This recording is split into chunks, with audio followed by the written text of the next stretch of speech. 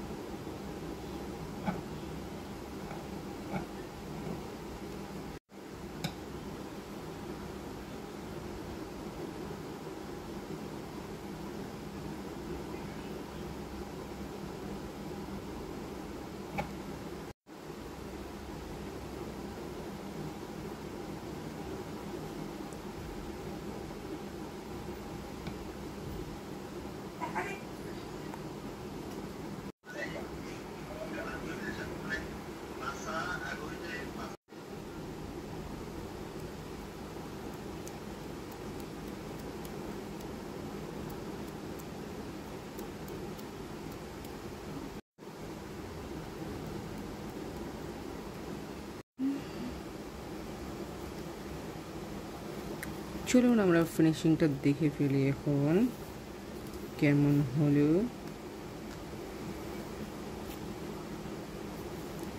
ওকে, ওফ, এদিকে চলে আসছে। দেন here it is.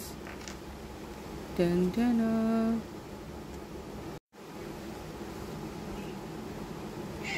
এই যে আমার আর্ট। আল্লাহ হাফেজ।